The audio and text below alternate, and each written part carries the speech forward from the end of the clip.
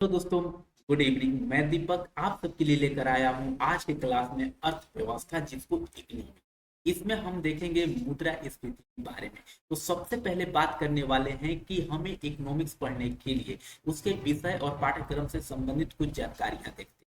तो सबसे पहले अगर बात करूं, ठीक है, क्या बात करूं कि अगर आप चाहते हैं कि इकोनॉमिक्स, ठीक है, मतलब अर्थव्यवस्था का महत्व क्या है, इंपोर्टेंस ऑफ इकोनॉमी, ठीक है। तो सबसे पहले मैं आपको बता दूं कि यदि आप यूपीएससी की तैयारी कर रहे हैं या पीएससी की तैयारी कर रहे हैं, मतलब भारतीय प्रशासनिक सेवाओं, जैसे कि आप यहाँ पे देख रहे हैं क्या है कि भारतीय प्रशासनिक सेवाओं जैसे यूपीएससी हो गया, पीएससी की परीक्षाओं में अर्थव्यवस्था का अगर देखा जाए तो एक ऐसा विषय है जो निर्णायक है, ठीक है। अगर बात किया जाए कि प्रारंभिक परीक्षा जो प्रीलिम्स के नाम से भी हम लोग जानते हैं, ठीक है, इंग्लिश में प्रीलिम्स बोलते हैं और हिंदी में प्रारंभिक परीक्षा। इसमें अगर देखा जाए तो प्रति वर्ष, अगर साल में देखा जाए तो प्रति वर्ष अगर देखा जाए तो 15 से 20 प्रश्न जो है वो क्या करते हैं, सीधे तौर पे पूछे जाते हैं, ठीक है। अगर बात करूं कि मुख्य परीक्षा मेंस में जीएस पेपर जो 3 होता है, ठीक है, जीएस पेपर 3 में अगर देखा जाए तो सामान्य अध्ययन पेपर 3 में इसकी मुख्य भूमिका है, ठीक है। जीएस पेपर में भी इसका मुख्य योगदान है। इसमें देखेंगे तो आपको 8 से 10 प्रश्न पूछे जाते हैं, ठीक है। मतलब हम क्या आपको बताया कि अगर प्रीलिम्स की बात करें तो 15 से 20 क्वेश्चन पूछे जाते हैं, और अगर मेंस की बात करें, मुख्य परीक्षा की बात करें तो 8 से 10 क्वेश्चन पूछे जाते हैं। कितना? 8 से 10 क्वेश्चन पूछे जाते हैं, आपको याद रखना, ठीक है। अगर मैं बात करूं कि अन्य पेपर्स में इकोनॉमिक्स का, अर्थव्यवस्था का क्या भूमिका है, तो इसमें देखेंगे कि जो अर्थव्यवस्था के सिद्धांत का अगर उपयोग देखा जाए तो आप देखोगे कि जीएस पेपर 1 और जीएस पेपर 2 में भी इसका, ठीक है, उत्तर लेखन में भी किया जाता है। मतलब जीएस पेपर 1 और जीएस पेपर 2 में अर्थव्यवस्था का योगदान है, जो कि आप उसमें आंसर राइटिंग करते हैं। फिर अगर इसमें देखा जाए, ठीक है, विषय की प्रकृति देखा जाए, ठीक है, विषय की प्रकृति की बात करें, नेचर ऑफ सब्जेक्ट की बात करें, तो यहाँ पे आपको दिख रहा है कि यह स्टैटिक और डायनेमिक दोनों का मिश्रण है, ठीक है। अगर आप बात करते हैं नेचर ऑफ सब्जेक्ट, मतलब इकोनॉमिक्स की बात करते हैं, तो इसमें स्टैटिक भी आता है और डायनेमिक भी आता है, ठीक है। इन दोनों का अगर संगम को ही हम क्या बोलते हैं, डायनेमिक अर्थव्यवस्था कहा जाता है, आप समझिए, ठीक है। अब बात करते हैं कि अध्ययन के प्रमुख स्रोत, मतलब सोर्स फॉर प्रिपरेशन की बात किया जाए, ठीक है, तो उसमें सबसे पहले देखेंगे कि यदि आप अपने बेसिक को अगर अच्छा करना चाहते हैं, बेहतर समझ और तैयारी की निम्नलिखित स्रोत को आधार बनाना चाहते हैं, तो उसमें देखिए आपको क्या पढ़ना पड़ेगा। तो सबसे पहले आपको ये फॉलो करना है, क्या फॉलो करना है कि आपको एनसीईआरटी की किताबें जरूर पढ़नी है। आप सुने होंगे बहुत सारे टीचर बोलते हैं कि बिना एनसीईआरटी पढ़े आप यूपीएससी क्लियर कर भी नहीं सकते, और अगर केवल एनसीईआरटी पढ़ के भी नहीं किया जा सकता। मतलब आपको रेफरेंस बुक भी पढ़ने हैं और एनसीईआरटी भी पढ़ने हैं। एनसीईआरटी पढ़ने से क्या होगा, आपका बेसिक समझ जो होगा वो बढ़ेगा, ठीक है। तो इस चीज को आपको देखना है। अगर बात मैं करूं तो एनसीईआरटी में आपको क्या पढ़ना है, तो कक्षा 9th का पढ़ना है इकोनॉमिक्स, और 10th और 11th, मतलब क्लास 9, 10 और 11 के आपको इकोनॉमिक्स का बुक पढ़ना है, जिससे क्या होगा, बेसिक समझ आपकी विकसित हो जाएगी, ठीक है। और बात करूं क्लास 12, ठीक है, अगर कक्षा 12 की बात करूं तो माइक्रो इकोनॉमिक्स आपको पढ़ना है। इससे क्या होगा कि सबसे महत्वपूर्ण, अगर इसके लिए देखा जाए तो सबसे महत्वपूर्ण पुस्तक वगैरह इसमें देखा जाए, इसके निम्नलिखित अध्यायों पर देखा जाए तो आप बोल सकते हैं, जैसे विशेष ध्यान दें यहाँ पे देखिए, मुद्रा एवं बैंकिंग के बारे में आपको पढ़ना है, ठीक है, राष्ट्रीय आय के बारे में पढ़ना है, भुगतान संतुलन के बारे में पढ़ना है, और विनिमय दर एवं बजट के बारे में पढ़ना है। इस चीज को आपको ध्यान रखना है, ठीक है। अगर किया जाए, अगर आप पत्र की बात करें, जैसे समाचार पत्र, मतलब आप अपना करेंट अफेयर अगर तैयार करना चाहते हैं तो उसके लिए आपको क्या करना है, खुद को अपडेट करने के लिए, ठीक है। तो इसमें कुछ आपको नियम को पालन करने पड़ेंगे। क्या करने पड़ेंगे? कुछ नियम को पालन करने पड़ेंगे आपको। देखिए, न्यूज़पेपर कौन सा पढ़ना है, तो न्यूज़पेपर आपको पढ़ना है द इकोनॉमिक्स टाइम, ठीक है। इकोनॉमिक्स टाइम पढ़िए, या तो द हिंदू पढ़िए, या द इंडियन एक्सप्रेस पढ़िए, और दैनिक जागरण भी आप पढ़ सकते हैं, राष्ट्रीय संस्करण, जैसे हिंदी माध्यम के लिए। अगर हिंदी मीडियम के आप बच्चे हैं तो आप क्या दैनिक जागरण पढ़ लीजिए। ये जरूरी नहीं है कि आप हिंदी मीडियम है और द हिंदू पढ़ेंगे, अरे समझ में भी आना चाहिए। समझ में नहीं आएगा तो पढ़ने से कोई फायदा नहीं है। तो आप हिंदी मीडियम के हैं तो मतलब दैनिक जागरण पढ़िए, और अगर इंग्लिश मीडियम के स्टूडेंट है तो द हिंदू पढ़ लीजिए, द इकोनॉमिक्स टाइम पढ़ लीजिए, द इंडियन एक्सप्रेस के बारे में। ये सब चीज आप पढ़ेंगे तो आपके लिए बहुत अच्छे होंगे, ठीक है। इसके बाद अगर देखा जाए कि कुछ पत्रिकाएं आती है, कुछ सरकारी दस्तावेज आती है, उसके लिए आपको क्या करना है, तो देखिए मासिक पत्रिका मतलब महीना में एक बार एक पत्र आता है जिसको आप योजना बोल सकते हैं या कुरुक्षेत्र, ये दोनों आप पढ़ें। ठीक है, और वार्षिक दस्तावेज के अगर देखा जाए तो केंद्रीय बजट, ठीक है, यूनियन बजट के बारे में आप देख सकते हैं। ठीक है, आर्थिक सर्वेक्षण, ठीक है, मतलब इकोनॉमिक सर्वे के बारे में आप देख सकते हैं, ये सब चीजें के बारे में आपको पढ़ना है। अब यहाँ पे देखा जाए कि देखिए महत्वपूर्ण अगर देखा जाए बुक, कुछ कुछ रेफरेंस बुकें देखा जाए तो आप इसमें सबसे पहले नितिन सिंघानिया का मेरे पास भी है, उससे मैं बहुत पढ़ा हूँ, तो नितिन सिंघानिया का बुक आप ले सकते हैं, या तो रमेश सिंह का ले लीजिए या संजीव वर्मा। देखिए बुक कोई भी खराब नहीं होता है, बुक सब है, लेकिन उसको आप बार बार जब पढ़ेंगे ना, किसी एक चीज को बार बार पढ़िए। ठीक है, तो उससे क्या होगा कि आपका जो नॉलेज होगा ना, हर बार नया चीज आपको देखने को मिलेंगे। ठीक है, तो एक ही बुक लीजिए लेकिन उसको बार बार पढ़िए। बच्चे क्या करते हैं, जैसे दिल्ली में जाएंगे मुखर्जी नगर या चले गए, अब वहां पे दुकान में जाएंगे, जितना भी बुक दिखेगा, जितना भी नोट्स दिखेगा, जितने उससे पहले तैयारी करने वाले बोलते हैं, सब खरीद के ले लाते हैं और उससे क्या करते हैं, तैयारी करते हैं। वो भाई बार बार पढ़ने से, अरे ज्यादा बुक पढ़ने से अच्छा है कि एक ही बुक को बार बार पढ़िए। ठीक है, तो आगे बात करते हैं कि यहाँ पे देखिए कुछ सिलेबस के बारे में देख लेते हैं कि यूपीएससी के अनुसार क्या क्या हमें पढ़ना है। तो प्रीलिम्स की बात करूं, पाठ्यक्रम सिलेबस अगर देखा जाए तो संघ लोक सेवा आयोग में, जिसको हम यूपीएससी के नाम से भी जानते हैं, इसमें क्या बोलेंगे, प्रारंभिक परीक्षा प्रीलिम्स की बात करूं तो इसमें आपको प्रीलिम्स का सिलेबस क्या है, तो आपको पढ़ना है आर्थिक और सामाजिक विकास के बारे में पढ़ना है। ठीक है, आर्थिक और सामाजिक विकास के बारे में पढ़ना है, सतत विकास के बारे में पढ़ना है, गरीबी और समावेशन के बारे में पढ़ना है, जनसंख्यांकन के बारे में पढ़ना है, और सामाजिक क्षेत्र में की गई पहल आदि के बारे में पढ़ना है। इतना चीज के बारे में आपको तो पढ़ना ही पड़ेगा। अगर बात करूं मुख्य परीक्षा की, क्या करूं, बात करूं अगर मैं मुख्य परीक्षा की, तो मुख्य परीक्षा में आप क्या देखेंगे, तो मुख्य परीक्षा में आपको पढ़ना है। ठीक है, जैसे आप देख रहे हैं यहाँ पे भारतीय, ठीक है, भारतीय अर्थव्यवस्था तथा योजना, ठीक है, और संसाधनों को जुटाने और प्रगति, विकास तथा रोजगार से संबंधित विषय के बारे में पढ़ना। ठीक है, भारतीय अर्थव्यवस्था तथा योजना के बारे में पढ़ना है, संसाधनों को जुटाने, प्रगति, विकास तथा रोजगार से संबंधित जितने भी विषय हैं उस सब के बारे में आपको।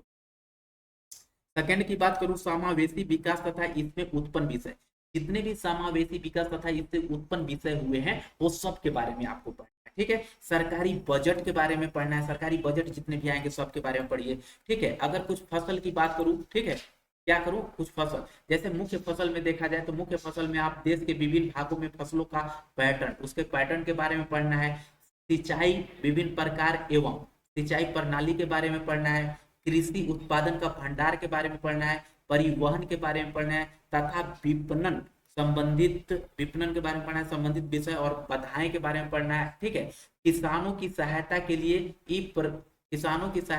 ई प्रौद्योगिकी के बारे में पढ़, ये चीज को आपको ध्यान में रखना है। ठीक है, और बात करूं तो इसमें आप देख सकते हैं जैसे प्रत्यक्ष एवं अप्रत्यक्ष कृषि सहायिका के बारे में पढ़ना है। ठीक है, तथा न्यूनतम समर्थन मूल्य एमएसपी से संबंधित जो भी विषय है वो सब के बारे में आपको पढ़ना है, इस चीज को आप याद रखेंगे। आगे देखते हैं जन वितरण प्रणाली, जिसको पीडीएस, इसमें आपको क्या करना है कि उद्देश्य कार्य, ठीक है, इसका उद्देश्य पढ़ना है, इसका कार्य पढ़ना है, इसका सीमाएं पढ़ना है, इसका सुधार पढ़ना है। ठीक है, बफर स्टॉक तथा खाद्य सुरक्षा संबंधित विषय के बारे में पढ़ना है, प्रौद्योगिकी के मिशन के बारे में पढ़ना है, पशुपालन के बारे में पढ़ना है। ठीक है, तो ये सब चीजें आपको पढ़ने हैं। अगर ऐसा ही देखा जाए तो आप और क्या पढ़ेंगे इसमें, तो देखिए ये सब सिलेबस है ना। भारत में खाद्य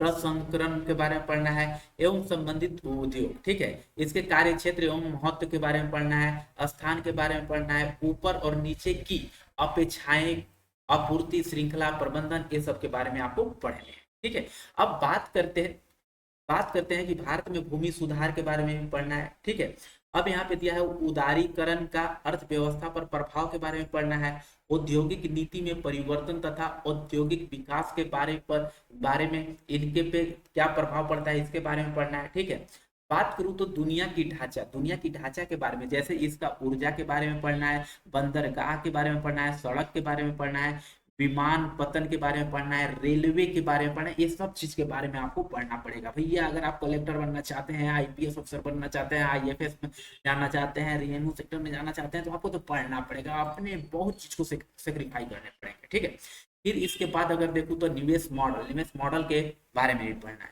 अब और आगे चलते हैं, यहाँ पे देखते हैं अर्थव्यवस्था के देखिए इसमें क्या क्या और देखना है आपको, सिलेबस ये है। तो अगर मैं देखूं कि प्रारंभिक एवं मुख्य परीक्षा हेतु महत्वपूर्ण विषय है, ठीक है, जैसे आपको मूलभूत अवधारणाएं मतलब कि अर्थव्यवस्था के बुनियादी सिद्धांत के भी बारे में पढ़ना है। राष्ट्रीय आय जैसे जीडीपी हो गया, जीएनपी हो गया, और संबंधित अवधारणाएं के बारे में पढ़ना है। बचत के बारे में पढ़ना है, निवेश और पूंजी निर्माण के बारे में पढ़ना है, आर्थिक नीति के बारे में पढ़ना है, मुद्रा एवं मुद्रा स्फीति इन्फ्लेशन के बारे में पढ़ना है, रिजर्व बैंक ऑफ इंडिया मतलब आरपीआई के बारे में पढ़ना है, ठीक है, गैर निष्पादनकारी मतलब परिसंपत्तियां एनपीए के बारे में पढ़ना है, सरकारी बजट के बारे में पढ़ना है। इतना चीजें आपको पढ़ने हैं, याद रखिएगा, ठीक है। इसके बाद और आगे चलते हैं, फिर देखते हैं यहाँ पे हैं तो क्या है कि इसमें कर और वस्तु की सेवा मतलब कि जीएसटी के बारे में पढ़ना है, आपको पता है जीएसटी के बारे में पढ़ना है। फिर इसी में अगर देखा जाए भुगतान संतुलन या विनिमय दर के बारे में पढ़ना है। और क्या पढ़ना है, पूंजी बाजार और अंतरराष्ट्रीय संगठन के बारे में पढ़ता है। व्यष्टि अर्थशास्त्र मतलब कि माइक्रो इकोनॉमिक्स के बारे में पढ़ना है। इसी के बारे में आगे देखें तो कृषि एवं ग्रामीण अर्थव्यवस्था के बारे में पढ़ना है, ठीक है।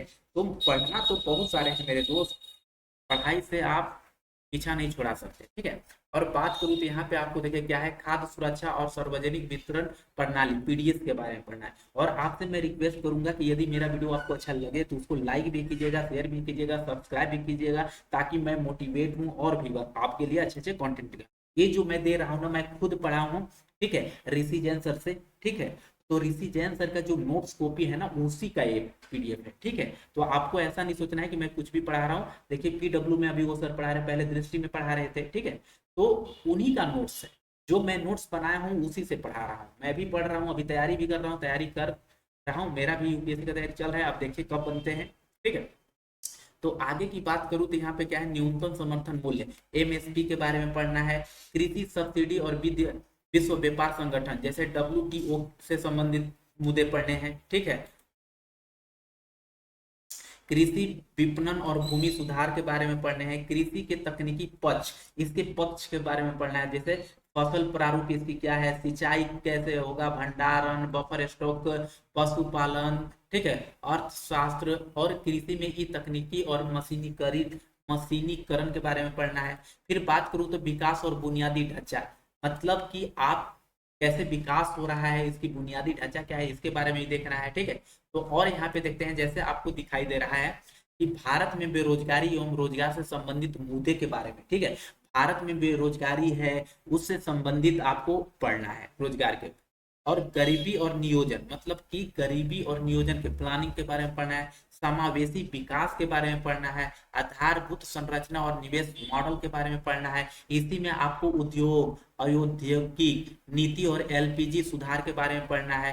खाद्य प्रसंस्करण उद्योग के बारे में पढ़ना है। ऊर्जा विद्युत या ऊर्जा एवं कच्चा तेल के बारे में पढ़ना है। परिवहन जैसे सड़क है, रेलवे है, विमान पतन है, बंदरगाह के बारे में पढ़ना है, ठीक है। तो ये सब चीजें के बारे में हमें पढ़ना है, धीरे धीरे हम सब चीज को कवर करते चलेंगे, ठीक है।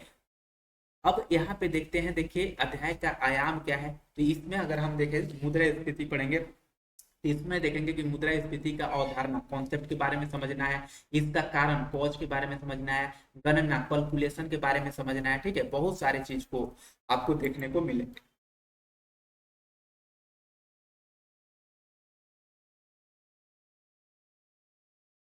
और यहाँ पे देखा जाए तो आप देख सकते हैं, ठीक है, क्या है, जैसे सूचकांक मतलब इंडेक्स के बारे में पढ़ना है। मुद्रा स्थिति लक्ष्यकरण मतलब कि इन्फ्लेशन टारगेटिंग के बारे में पढ़ना है। अर्थव्यवस्था पर प्रभाव इफेक्ट्स ऑन इकोनॉमी के बारे में पढ़ना है। विभिन्न वर्गों पर प्रभाव मतलब इफेक्ट ऑन डिफरेंट ग्रुप्स के बारे में पढ़ना है। मुद्रा स्थिति के प्रकार टाइप्स ऑफ इन्फ्लेशन के बारे में पढ़ना है। मुद्रा स्थिति के नियंत्रण करने का उपाय जैसे वेज टू कंट्रोल इन्फ्लेशन के बारे में पढ़ना है, ठीक है। और इसके क्या है, मुद्रा स्थिति सूचकांक बॉन्ड मतलब आईआईपी इन्फ्लेशन इंडेक्स बॉन्ड के बारे में पढ़ना है, ठीक है। तो ये सब चीजें के बारे में हमें पढ़ना है। अब यहाँ पे हम समझने की कोशिश करते हैं कि मुद्रा स्फीति कहते किसको है, ठीक है, उसका अर्थ क्या है, उसके बारे में थोड़ा सा हम लोग देखने की कोशिश करते हैं। तो सबसे पहले यहाँ पे देखिए क्या लिखा हुआ है, अर्थ। अब हमें समझना है कि जब निश्चित वस्तु, ठीक है, कोई फिक्स वस्तु है और सेवाओं का मूल्य में क्रमिक वृद्धि हो, मतलब क्रम में कोई वस्तु है या कोई सेवाएं हैं उसमें क्या हो रहा है, वृद्धि हो रहा है क्रम में, सीरीज में, ठीक है, सीरियल वाइज। अब देख रहे हैं कि एवं जिसके कारण मुद्रों का, ठीक है, मुद्रा का मूल्य में कमी होने लगे उसे ही मुद्रास्फीति कहते हैं। इससे क्या समझ रहे हैं कि किसी निश्चित वस्तु है या निश्चित सेवाएं है उसमें क्रमबद्ध, ठीक है, क्या होगा, वृद्धि होगा, और उस जिसके कारण क्या होगा कि जो मुद्रा है ना उसका मूल्य में क्या होने लगेगा, कमी होने लगेगा, उसी को हम क्या बोलते हैं, मुद्रास्फीति, ठीक है। दूसरे पॉइंट देखते हैं, जब घरेलू देश में मुद्रास्फीति दर में वृद्धि होती है, ठीक है, तब घरेलू देश का निर्यात कम हो जाता है। अब बताओ भाई, अगर घरेलू देश में मुद्रास्फीति की दर में क्या वृद्धि होने लगता है तो उसमें क्या होता है, निर्यात जब हम कर रहे होते हैं तो उसमें क्या होता है, निर्यात कम होता है और आय में वृद्धि, आयत, देखिए इसमें क्या है कि घरेलू देश का निर्यात जो है कम होता है और आयात में वृद्धि होती है, मतलब कि आप जो निर्यात कर रहे हैं उसमें कमी होने लगेगा और जो चीज को आयात कर रहे हैं उसमें क्या होगा, वृद्धि होगा। आगे देखते हैं, जब किसी एक देश की मुद्रा का तुलना, ठीक है, जब किसी एक देश की मुद्रा की तुलना में घरेलू देश की मुद्रा का मूल्य कम होता है, ठीक है, अगर कंपेयर कर रहे हैं तो कम होने लगे तो उससे हम क्या कहते हैं, मुद्रा का अवमूल्यन, ठीक है, और मूल्य ह्रास कहा जाता है, ठीक है, क्या क्या कहा जाता है, तो अवमूल्यन या मूल्य ह्रास कहा जाता है। बोल रहा है अवमूल्यन सरकार या केंद्रीय बैंक, ये कहां से, सरकार और केंद्रीय बैंकों द्वारा क्या होता है, जानबूझकर किया जाता है। अगर कोई आपसे पूछे कि अवमूल्यन कौन करता है तो सरकार या केंद्रीय बैंक के द्वारा जानबूझकर, वो एकदम जानबूझकर करते हैं, ठीक है। जबकि मूल्य ह्रास बाजार की शक्तियों और मांग की आपूर्ति। अब बताओ क्या है, यहाँ पे आपको ये समझना है कि ये तो अवमूल्यन सरकार और केंद्रीय बैंकों ने जानबूझकर करता है, लेकिन मूल्य का ह्रास कैसे होता है, तो वहां पे मांग और आपूर्ति द्वारा स्वतः होता है, मतलब किसी चीज की मांग हो रही है उसको आप पूरा नहीं कर पा रहे हैं, ठीक है, तो उसके लिए आप क्या बोलेंगे, मूल्य, ठीक है। इसके बाद यहाँ पे कुछ नोट्स हैं, तो नोट में देख रहे हैं कि मुद्रास्फीति का संबंध वस्तुओं और सेवाओं, किस चीज से, सेवाओं के मूल्य से होता है, जबकि अवमूलन और मूल्य ह्रास का संबंध अन्य वस्तुओं के आपेक्ष, ठीक है, क्या है, सापेक्ष मुद्रा से होता है, ठीक है, अन्य वस्तुओं के सापेक्ष मुद्रा से होता है। अब बात करते हैं यहाँ पे, देखिए थोड़ा सा हम देखने की कोशिश करते हैं छिपी हुई मुद्रास्फीति, या इसी को हम बोलते हैं प्रच्छन्न मुद्रास्फीति, ठीक है। बात करते हैं इसका कि डेफिनेशन क्या होता है, परिभाषा क्या होता है, तो आप यहाँ पे देख रहे हैं कि संक्रिफ्लेक्शन ये वह स्थिति होती है जहां कंपनी वस्तु और मूल्य में वृद्धि करने के लिए, ठीक है, करने के स्थान पर उसके आकार, संख्या और भार में कमी कर देती है। मतलब कि वह स्थिति है जहां पे कोई कंपनी वस्तु के मूल्य में, ठीक है, कोई कंपनी है जो किसी भी वस्तु के मूल्य में वृद्धि करने के स्थान पर क्या कर देता है, उसका आकार, उसका संख्या और उसके भार में कमी कर देता है, ठीक है, उसी को हम क्या बोलते हैं, तो छिपी हुई मुद्रा स्थिति कहते हैं, ठीक है। प्रश्न इसमें